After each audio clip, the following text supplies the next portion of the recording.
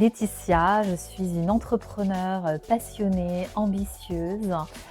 Aujourd'hui, je suis l'alliée des entrepreneurs ambitieuses et donc j'accompagne les femmes entrepreneurs, dirigeantes à lever leur blocage vers justement une reconnexion à leur puissance et à prendre leur place avec impact dans leur entreprise mais aussi dans leur vie.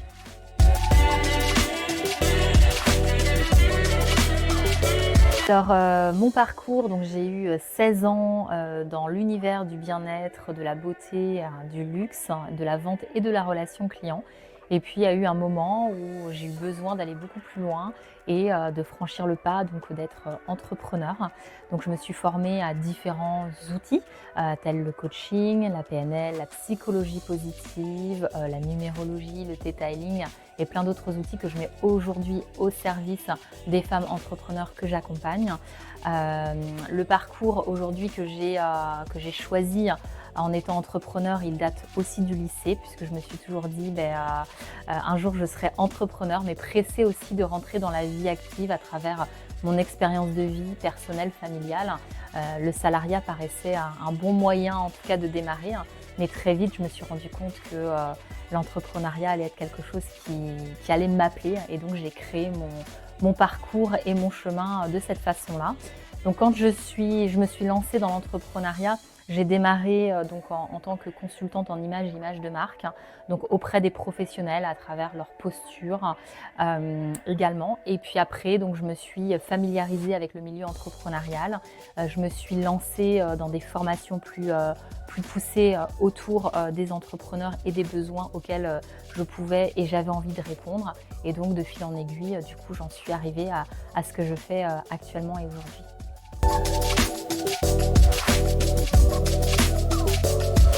Je pense que c'est le jour où j'ai pris la décision de quitter le salariat pour vraiment être dans le grand bain de l'entrepreneuriat. Et là, on se dit, c'est vraiment un saut quand même où on est sans filet. C'est là où on doit poser des actions, aller vers des clientes, se challenger, dépasser des freins, des défis, des obstacles que peuvent aussi amener l'entrepreneuriat. Et pour moi, c'est ça aussi qui a tout changé parce que forcément, on découvre aussi qui l'on est, on se rend compte de ce que l'on est capable, on gagne en confiance en soi et puis on se rend compte au fur et à mesure, palier après palier, qu'on y arrive. Et pour moi, ça a été un vrai virage aujourd'hui dans ma vie, étant passionnée par l'humain, passionnée par le coaching et l'entrepreneuriat. Aujourd'hui, je pense que ça a été un sacré déclencheur.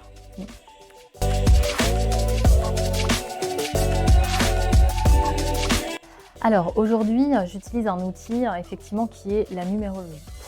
Pourquoi ? Parce que le coaching en lui-même, il amène des clés motivationnelles chez notre cliente. On va et on aide notre client à aller chercher en lui et en elle les ressources du coup également. Mais cependant, sur un levier de connaissance de soi, je trouvais qu'il manquait quelque chose. Et pour avoir testé fut un temps mon thème numérologique, ça m'a éveillée en tout cas à des clés, à mes potentiels, à mes dons, à mes facilités, mes facultés. Et à partir de là, je me suis dit, ça permet d'avoir une lecture quand même individuelle très fine. Et aujourd'hui, quand une cliente démarre un coaching avec moi, je passe toujours par la phase thème numérologie afin de lui permettre d'avoir une meilleure connaissance d'elle-même à travers ses dons, ses talents, comme je l'expliquais, mais aussi ses défis, ses obstacles, comment elle fonctionne au niveau mental, relationnel, émotionnel. Et à partir de là, du coup, on peut enclencher aussi la suite du coaching.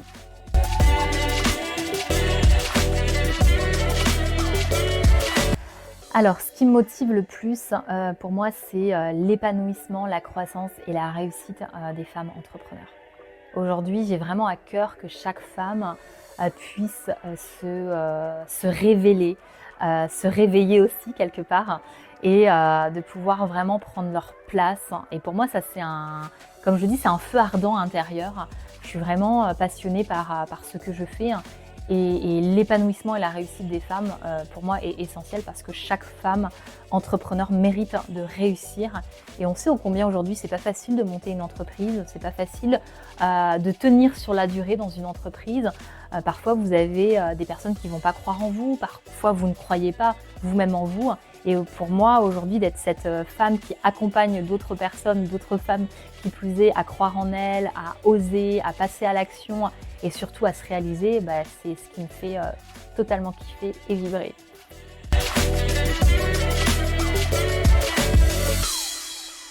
Alors les principales difficultés pour moi, elles vont passer déjà dans l'idée des non-autorisations. On ne s'autorise pas suffisamment à être, à prendre sa place, à oser, à s'affirmer, à passer à l'action.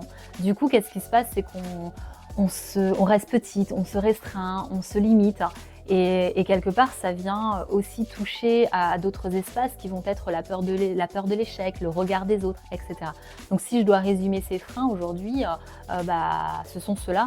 Et ça passe souvent par un espace de non-autorisation que je peux détecter beaucoup au départ. Donc à partir du moment où on s'autorise, finalement, on s'affirme, on ose, on va de l'avant, on prend des décisions aussi pour soi, pour sa vie, pour son entreprise, qui sont en tout cas à un tout autre niveau.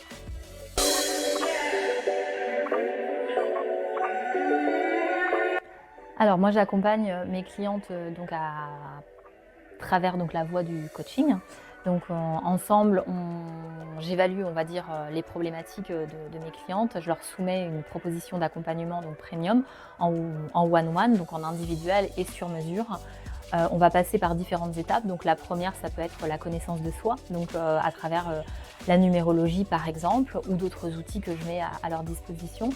Va s'en suivre la libération des blocages, puisque en fait j'ai pu comprendre qu'aujourd'hui, une fois qu'on a détecté ce que l'on est, nos potentiels, nos éventuels blocages, nos défis, nos freins, nos peurs, qu'est-ce qu'on fait avec tout ça si on ne l'élimine pas et on continue à passer à l'action?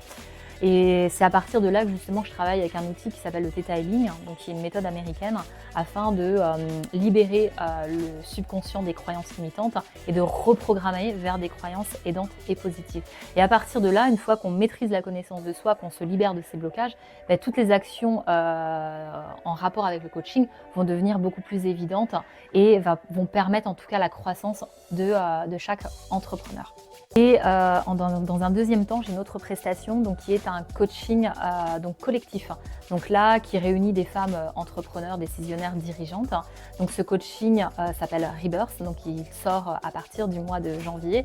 Et donc c'est un coaching sur 3 mois où on va avoir des rencontres hebdomadaires, des ressources pour travailler sur soi, pour oser prendre sa place et vraiment incarner pleinement sa réussite.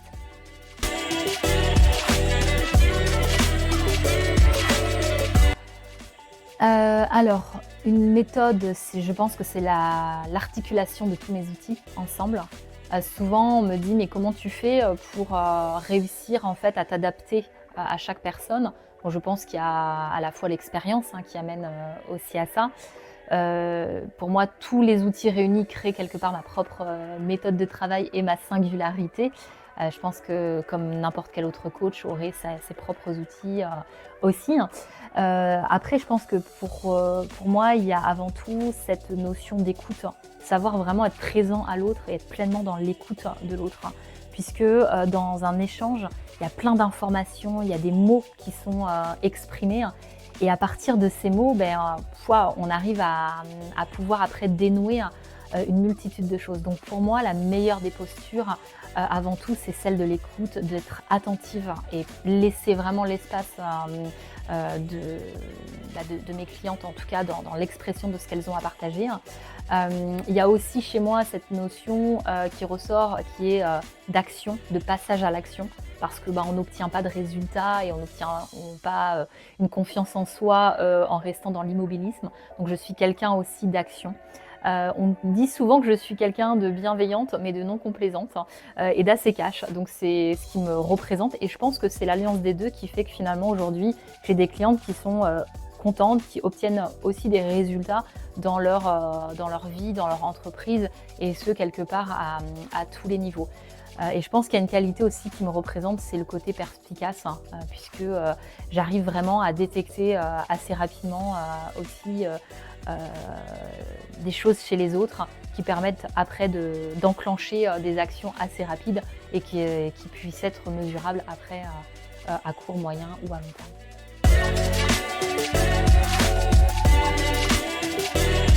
Alors souvent la numérologie, on pourrait se dire: «Oh, c'est quelque chose d'un peu perché» et cetera. Alors pour moi, ça a rien de perché. Souvent c'est des choses quand on connaît pas, ça peut être des outils qui peuvent faire peur. Mais avant tout, ce que je tiens à dire, c'est qu'elle est pas divinatoire, elle est pas déterministe, on n'est pas du tout dans la voyance. Pour moi, nos parents nous donnent des lettres à travers, nos prénoms, et notre nom de naissance. La vie nous donne des chiffres parce que, bah, effectivement, nous arrivons à une date particulière et à partir de là, il y a des calculs en fait qui vont se faire. Comme je dis souvent, la numérologie et les mathématiques ont le même papa, c'est Pythagore. Donc on arrive à avoir quand même aujourd'hui, des choses très concrètes. On utilise, les nombres dans tout à travers dans notre vie et donc on sait qu'aujourd'hui la symbolique sacrée des nombres, elle existe, et à partir de là, bah, finalement, on en arrive à avoir une connaissance assidue de ce que peut représenter finalement chacun d'entre eux et amener finalement à cette connaissance de soi. Pour moi, la numérologie, c'est vraiment un outil que je trouve très puissant, très juste, dans ce qu'il traduit en tout cas de nous, dans l'expression de nous-mêmes. Et pour des personnes qui seraient, bah, peut-être fébriles à l'idée de découvrir cet outil, bah, j'ai envie de dire expérimenter, hein, parce qu'il n'y a qu'en expérimentant qu'on se rend compte de ce que l'on peut aimer ou ne pas aimer, hein, en fait. Et même finalement des personnes les plus pragmatiques que j'ai pu rencontrer, quand je dis pragmatique, c'est vraiment voilà, terre à terre, numérologie ou attention, pas trop pour moi, et finalement qui m'ont dit mais tu m'as bluffé en fait, j'ai trouvé ça extraordinaire et ça a été un vrai outil en tout cas pour m'accompagner par exemple tout au long de mon année. Donc testez puis bah, vous verrez.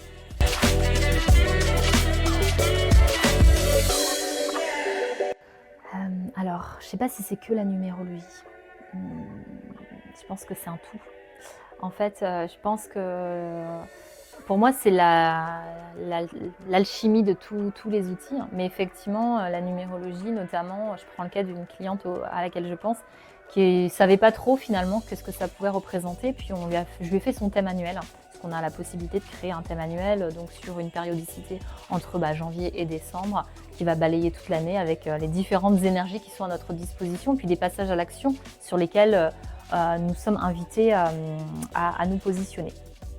Et finalement, cette personne, elle avait des gros enjeux professionnels et je lui ai fait son thème et elle m'a dit ça m'a énormément aidée parce qu'à travers ce que tu m'as partagé, c'était en tout cas une année où où je ne devais pas rester petite, où je devais justement gagner en confiance, muscler quelque part ma confiance, asseoir ma légitimité. Et finalement, c'est ce qui m'a aidée à tenir aussi sur mon année.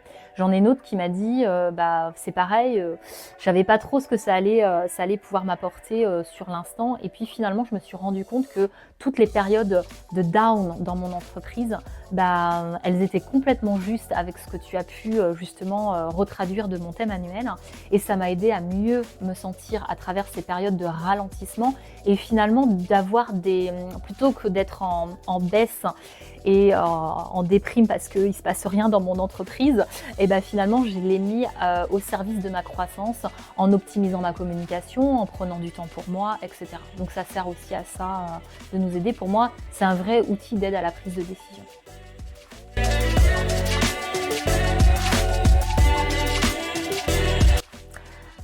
Oui, bien évidemment, ça peut vraiment être une aide à la fois dans les projets d'entreprise, d'aide à la prise de décision.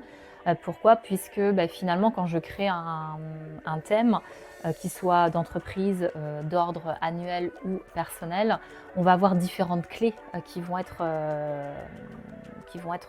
disponibles et que je vais retraduire à travers les nombres. Et à partir de là, ça peut aider finalement l'entrepreneur, l'entreprise à prendre des bonnes décisions. C'est-à-dire, il y a des nombres qui vont être tournés autour de la communication, d'autres autour de l'innovation, d'autres autour d'être un ou une leader sur son marché. Et à partir de ça, finalement, ça va aider, ça va orienter, ça peut guider. Alors comme je dis toujours, hein, vous avez votre libre arbitre puisqu'on n'est pas dans quelque chose de déterministe ni divinatoire. Mais finalement, je pense que plus on est aligné avec les énergies qui sont à notre disposition, plus l'entrepreneur, le chef d'entreprise ou la dirigeante se sentira bien, plus l'entreprise sera alignée et mieux les résultats seront en fait.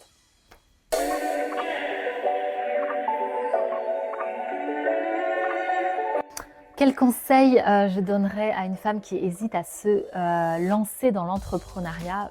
En fait, pour moi, je dirais vas-y, ose et fonce. N'attends pas en fait, hein. N'aie pas de regrets. Je dis souvent à mes clientes que notre vie, elle est maintenant. Elle est ici et maintenant. Donc pourquoi vivre dans l'ici et maintenant avec une frustration, à être dans le manque, avec des regrets? Donc en fait, si vous avez une envie, une volonté, un objectif, un projet, allez-y, allez au bout, mettez-le en œuvre. Et puis quoi qu'il en soit, si ça fonctionne, tant mieux et vous en serez que satisfaite. Et si dans le cas contraire où celui-ci ne fonctionne peut-être pas à la hauteur de ce que vous auriez espéré, au moins vous n'aurez pas le regret de ne pas avoir essayé et de ne pas avoir osé. Et peut-être qu'à partir de cela, vous allez réajuster et puis vous allez réessayer et continuer en fait. Et je pense qu'aujourd'hui, on ne sait pas de quoi demain est fait, donc autant se donner toutes les chances de réussite maintenant. Et pour moi, c'est la plus belle des choses qu'on puisse s'apporter.